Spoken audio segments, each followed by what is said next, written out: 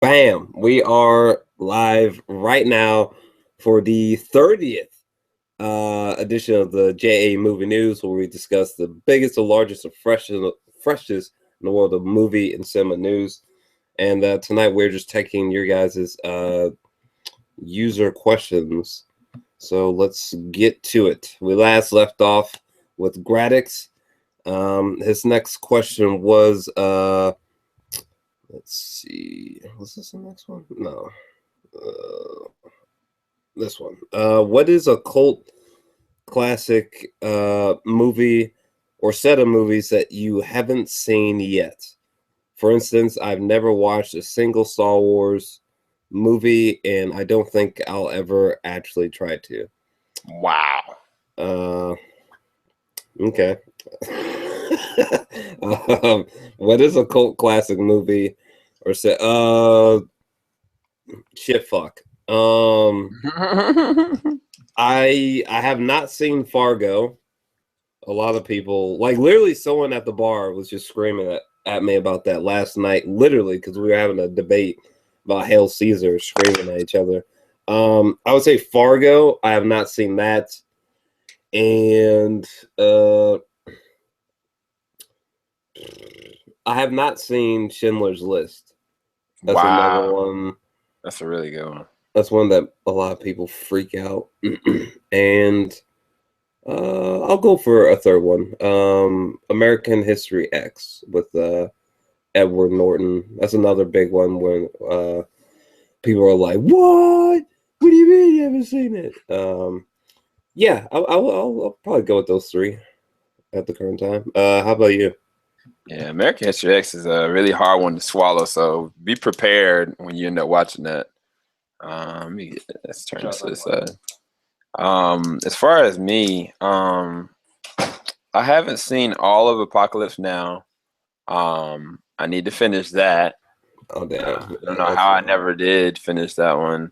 That's classic. Casablanca, I'd never finished it. I mean, I've gone through the beginning, I've gone to the end. I've never seen it like all the way through. And that's a classic. I'm surprised I actually remember Gone with the Wind. Was it just last year I finished all of It's the Wonderful Life. It's really all the more like 90s ones I've seen, but I think I've seen Taxi before, but I don't remember it. I think that's one that I definitely need to watch. Taxi Driver? Yeah. Oh, with Taxi Driver? With Robert De Niro. Yeah. Oh man, Taxi Driver. I love that film. Yeah. I feel like there's one that I'm really missing.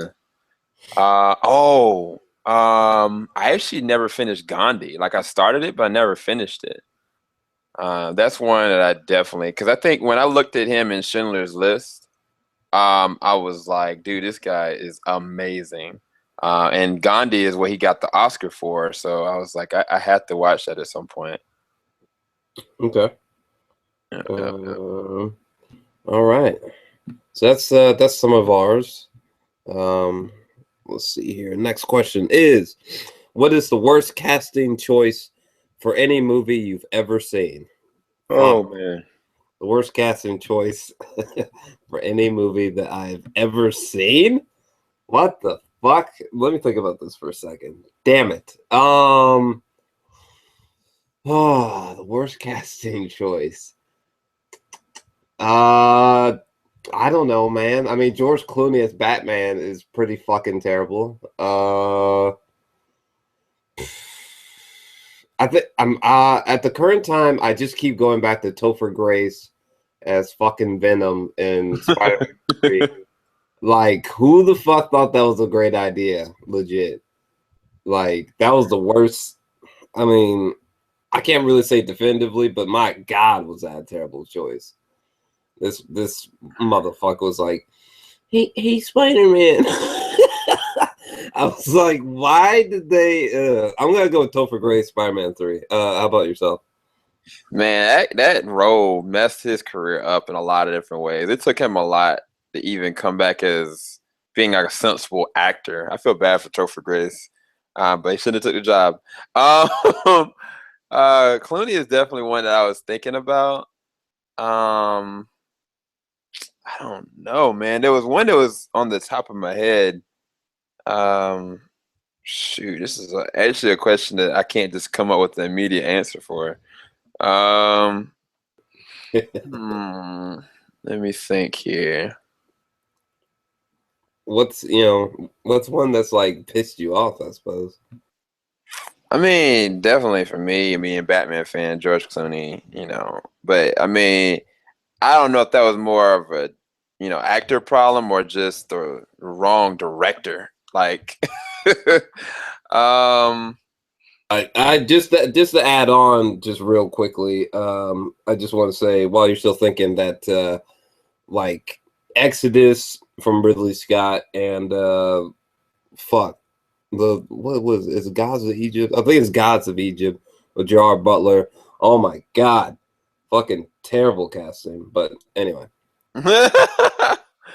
yeah, Gods of Egypt, that was a really bad casting. I swear there's one that I can find that's really bad casting, but I keep on going back to movies I've already seen. What's a really good one? Man, I might actually be baffled for once. Like, this is the first time actually somebody asked me a question that I can't really give an immediate answer to. uh, Um, do you want to give a pass or come back to it? uh, well, you know what? Uh, yeah, I don't know. Hell if I know, All man. right. Well, if you think of one during the podcast, just let me know. We can dip back to it. That was actually a tough one though. But our next question is, what is a film that you loved but is relatively unknown? Wow, that's a fucking fantastic question. What's a film that you loved but is pretty unknown? Oh Mm. boy. Shit. There's a couple Ellen Page movies that come to mind. Like I'm pretty obsessed with Ellen Page. She's like she's been my favorite actress for like years now. Um so I would probably say Hard Candy. I feel like Hard Candy is still a film that is largely very not very well known. Um and it's probably still the best thriller that I've ever seen personally. It's just an exceptional film. I think it's Patrick Wilson is the guy's name. I always forget his fucking name. It's Patrick something. Yeah, Patrick Wilson was the one that was in Car Candy. Yeah, but I love that film, and also a film that she was in as well as a movie called Tracy Fragments, which influenced me a lot because the Tracy Fragments is literally a movie where like there's not like one single frame. Like when you're watching a movie, usually, you're I don't know, you watch Jake Gyllenhaal walk down the hallway, it cuts to it like there's multiple. I'll have to try and pull up an example because it's actually kind of difficult to describe. But there's literally sometimes there could be it's like a comic book, how you see different panels, Yeah. you don't see just like one frame. The Tracy fragments is like that. I mean, sometimes you can see up to fucking like 20, 50 frames at once with different sequences going on. And it's just a mind-blowing fucking film. A kind of a weak plot, but just mind-blowing. So those are two that come to mind right off the bat for me. What about you? There's a couple. Well, that's actually a lot for me because I used to love a lot of independent based films. I think that Snowpiercer was one that was one of my favorites one year, and I was like, people don't even realize just how amazing this movie actually is. The Gift, a lot of people never even looked at that in the theaters. I actually really enjoyed that. It kind of like slept through the cracks, but I actually thought it was really well managed, really well directed. Um, The Fountain, Darren Aronofsky. A lot of people actually didn't even know about that one. That was a great film. I loved Hard Candy also. Actually, that film actually made me a really big lover of Ellen Page. After that, and she came out in Inception, like I was just like, this girl can really just take it as far as she wants to, essentially. I feel like I'm having such a brain fart today, man. There's one that I had come to my mind. While you're thinking of that, just so, because it was kind of hard for me to explain, but the movie Tracy Fragments is very much so like this. The whole fucking movie, where there's just like different frames happening all the fucking time. There's never just like one shot. Well, I don't want to get into that, but there's always just different panels like this, like a I don't know, like a live action comic book, and it's really it's something else. It's actually inspired a few ideas for me for some future projects, but I've just never seen a movie like that, because sometimes there could be hallucinations and a present day real life event and like past memories like all happening on the screen at once. It's pretty nuts. But anyway. Yeah, dude. I can't think of the other one that I was gonna say, but a lot of the ones that I was thinking of were really just kind of independent based films, but just really great films in general.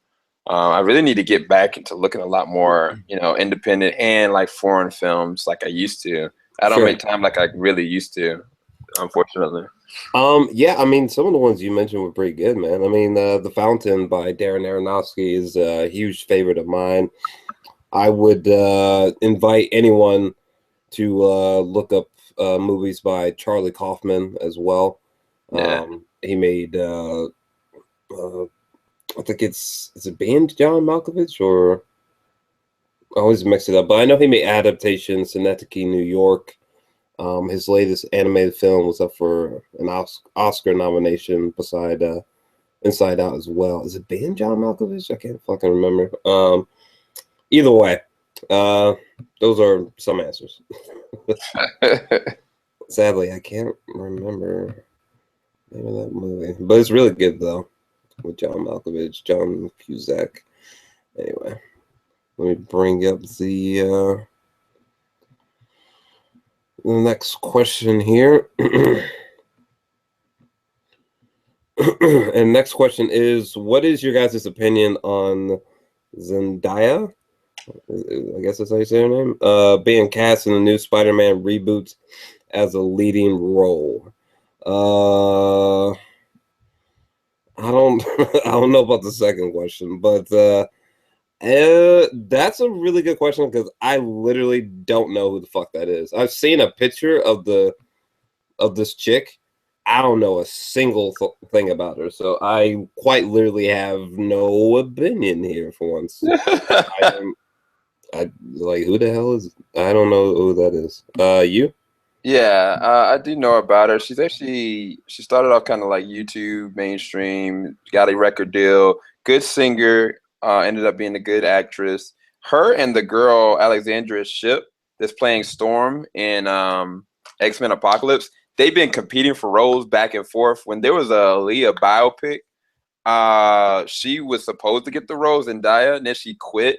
And then the girl Shipp ended up coming in. The same thing happened with this role for Storm. Same thing happened again. But as far as her, character, I'm not sure like who she's gonna be. A lot of people are speculating that she could be the Black Cat, Felicia Harden. I don't think that she's gonna be. I think that they're gonna take a different route with it, and they're gonna make her a friend / love interest. So she's not gonna be Gwen Stacy. She's not gonna be Mary Jane Watson. So y'all don't have to go and speculate that, they're trying to go and just cast her to be, in one of those roles. I think that she's gonna be this superhero. I can't remember her name, but she's part of the Spider-Man mythos right now on the cartoon series. I'd have to look up her name, but that's who I think that she's gonna be. I have to look it up though. Okay. Well, on to the next question. Let's see here.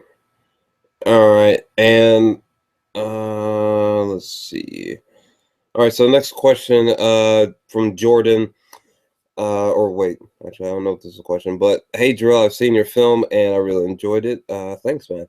My question is, who are the directors that have influenced you the most as a director. Mine would be Tarantino, Paul Thomas Anderson, Scorsese, and Hitchcock. Okay. Man, great question. Thanks for watching my movie as well. Influences. Shit. I mean, are pretty broad. I mean, Yeah, it's the same for me, man. I mean, some that come to mind would be definitely Scorsese, but Stanley Kubrick. Stanley Kubrick is my favorite director all time still. So Stanley Kubrick, Christopher Nolan, Scorsese as well. Terrence Malick. Terrence Malick is another person I would go with.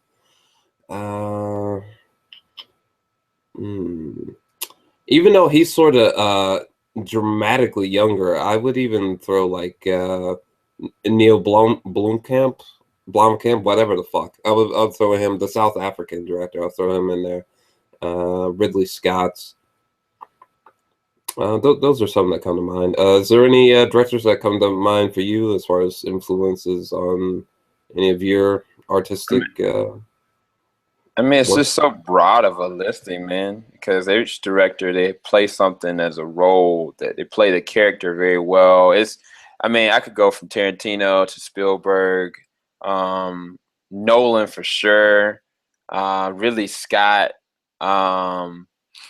I mean, all the greats, honestly, I pull different things from, even like some of the new up and comings. Like, I mean, I actually really love a lot of Zack Snyder's films, man, to be quite real. Probably Tarantino and Scorsese, probably one of the top 10. I'm trying to think of somebody else that I can name off the bat. It's kind of like an uncommon name. Yeah, I don't know. I mean, I don't know. I definitely do have to. I mean, obviously Spielberg is in there, but David Fincher is a really, really big one for me. I mean, his movie Gone Girl is literally the reason why I shot my first movie Satori in 4K resolution, because when I saw the trailers for Gone Girl, which is the movie that was shot in the red 6K camera, I just knew immediately that 1080p was not going to be good enough. At least for me personally, anyway. But yeah, David Fincher's real big for me, for sure. Yeah, I think that another big one for me, because I love all of his movies, even though they can be really action driven or they could be really, dramatified action driven, is Antoine Fuqua. Like, I love Training Day. Like, I love Shooter, Equalizer, Southpaw.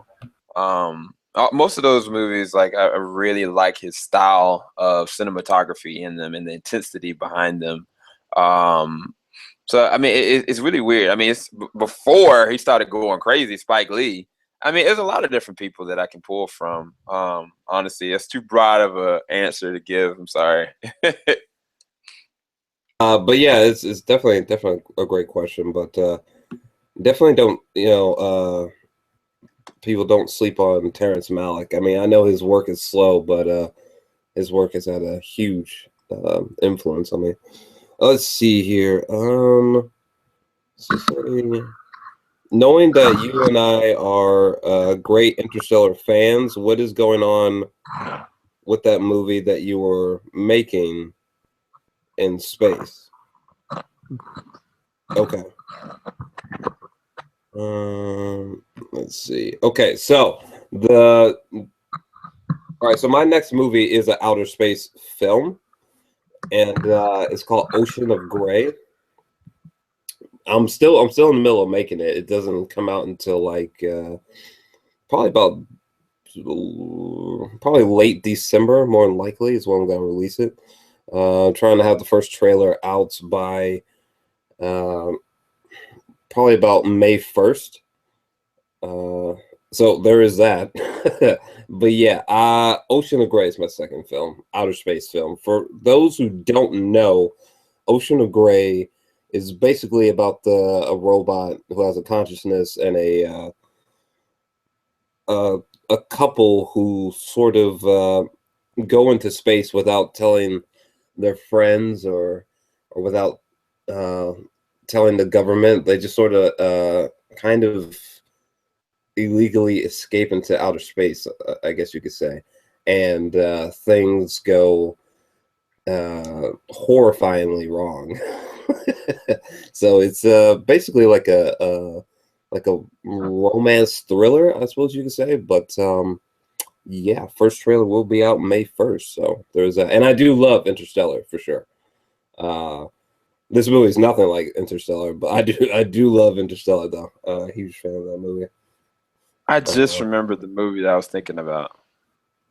It is the 2009 movie by Duncan Jones, Moon. I thought that was a great film that a lot of people did not even know about. And I think that, honestly, Sam Rockwell kind of got, like, lapsed over. I don't know if it was the time that it came out, but, like, Moon was a great film. That was one of the ones I was thinking about. I was like, I can't figure it out. Oh, okay. Yeah, Moon was pretty cool. Also, fun fact before we move on, we're actually about to be shooting the construction of the interior of the spaceship for my next film. It's about to be starting to be put together.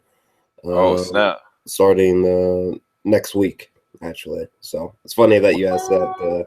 It's funny that you asked that question. That's dope. I'm really excited about that movie. It's something else. All right. So next question is from Mr. Hero. If Batman v Superman sucks, do you think it will ruin the DC cinematic universe? I feel like someone already asked this before? We've done this before. We've done this question before. Oh wow. Okay, you guys asked like two extraordinarily similar questions. Holy shit. I thought I fucked up for a second. Well, we've already asked this. See part 1. Yeah. Let's see. Would you rather see a Fallout, Wolfenstein, or GTA movie? Probably. I would probably go with Fallout. I thought the Fallout games were pretty dope. But, I'm definitely not a gamer, but I did play some of those. So I would. I mean, my answer is kind of short, but I mean, I would just go with Fallout. I mean, what about you? I mean, I think that my immediate answer was going to be Fallout, but it had to be the right kind of director to give it legs so it could actually kind of branch out, But to be honest, like, I would love for somebody to attempt and actually do well Castlevania Wolfenstein. Like, I think that if somebody did like a Wolfenstein like movie, that would be insanely technical, very gory, and just I've never thought about Wolfenstein being an actual movie. GTA, like, people basically, movies like created GTA. Like, basically that's where a lot of the original GTA, specifically 3 on up to the newest one, have brought up from that. So personally, I think that they're gonna probably make like a series from GTA. I think, if I'm not mistaken, I think Daniel Radcliffe was supposed to be like in a Grand Theft Auto show, but I never went through anywhere. But Wolfenstein definitely would be one I would like to see. I'm curious to see how they would do it. Okay. All right. On to the next question, which is I'll bring that up. So Videodrome, if you had to pick between which movie, wait, what? If you had to pick between one movie you would go to see, choices are Teenage Mutant Ninja Turtles Out of the Shadows, or the new Ghostbusters reboot. Blah, getting tongue tied here. Okay. If I had to pick one of the two, that's a decent question. I mean, the real answer is fucking neither. But if I had to choose between the two, oh God, I don't know. I mean, they both look fucking god awful. I guess I would probably go with probably the TMNT Out of the Shadows. I guess the first one was pretty fucking terrible, but it wasn't that terrible. I mean, it was like tolerable at least. Not really something I was gonna remember after 24 hours, but it wasn't just complete dog shit, I guess. So I guess I would go with that one. How about yourself? Definitely TMNT Out of the Shadows for me. I mean, the first one, you know what I'm saying, I actually bought it because I have the whole collection of movies. So I had to finish the collection. I thought that the CG one that they did before that was so much better. But the fact is, they brought in Bebop and Rocksteady. They got Casey Jones. They got a freaking turtle van. It's like my freaking childhood is coming to life. It's gonna be a bad movie, but I think it's gonna be an enjoyable, fun time. Even they got freaking what's that freaking um what is the name of that guy that's just a brain inside of a robot? Anyway, it just looks insane. And so I think it's going to be a fun time at the theaters, if not anything. And it might actually be better than the first one. Now, I'm not saying that to say that, you know, Ghostbusters is probably going to be bad or because I was actually one of the only ones that actually laughed when I did the reaction to that thing. Everybody else is just condemning it with fire and brimstone until like I look at it and it's not, you know, I can confirm that this is not as funny as Bridesmaids or any of the things that these women have done before. I'll reserve judgment for now, but I'm definitely would rather see TMNT right now. Okay. Yeah, just for the record, Ghostbusters looks like fucking hot trash. Like literal trash. I have no interest in seeing that movie. I'm gonna have to, but fuck me. Next question. We'll probably do Billy and Andrew's questions and close out. But Billy, do you think Tyrese Gibson will be a good fit for the Green Lantern Quartz movie? Probably not. What do you think about the rumors of the Flash being in Batman versus Superman? Literally does not interest me. The only thing I care about is Batman versus Superman, just being a good movie. Period. At this point, I'm so done with rumors. I'm so done with the oversaturation for the marketing. Like legit, I just want to go see the movie. Like now, please. But that's my thoughts. Yours? As far as Tyrese Gibson being a decent Jon Stewart, which I actually cosplayed as when I went to New York Comic Con, I think he's been positioned it really a lot. But I think that there's a lot more people that could probably do a lot better.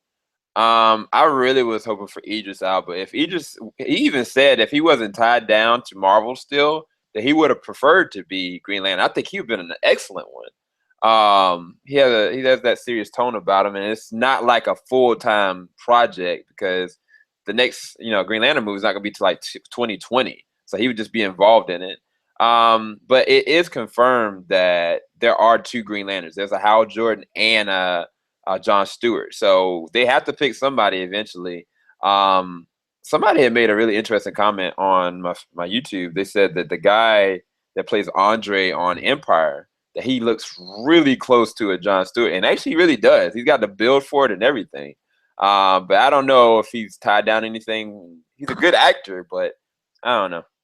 So, but as far as the second rumor about the Flash, it's true. I mean, they've already confirmed the Flash is in there. I looked at the DC All Access thing, and Kevin Smith and Jeff Johns, they had confirmed that basically they already created the scope of having, I think, Aquaman, Cyborg, and Flash. But it might not be them as we know them at that time. Even Hal Jordan, I don't think he'll have his ring yet.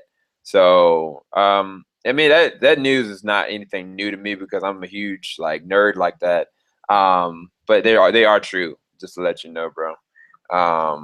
But yeah, I'm just ready for the movie. All honesty, I'm not looking at any more TV spots. Y'all have been begging me to do reactions, and I'm just not gonna do it anymore. I need to actually start binge watching the old movies so I can do my reviews for those before the movie comes out. That's what my next concentration, honestly. All right, all right. Well, let's dive into the final question for tonight, which is from Mr. Andrew. What are some acting performances that you would personally consider to be among the very best that you've ever seen? Some, off the top of my head, would be Daniel Day-Lewis in There Will Be Blood, Heath Ledger in The Dark Knight, Javier Bardem in No Country for Old Men, Adele Exarchopoulos or something, and The Blue is Warmest Color. I know exactly who you're talking about, but I cannot pronounce that French girl's last name for the life of me. Fuck, you named some really great ones there. Yeah. Not to sort of be a dead horse, but Ellen Page in Hard Candy is literally one of the best female performances I've ever seen in my entire life. Heath Ledger in the Dark Knight is obviously is classic. Oh man, let me think about this. Jack Nicholson in The Shining is really big for me. Alex McDowell in A Clockwork Orange has influenced me so much. I'm trying to think of what else comes to mind.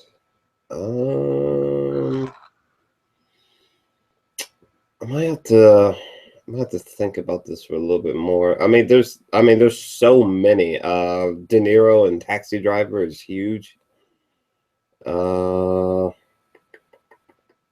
I'm sure some other ones will probably trickle into my mind, but what about you?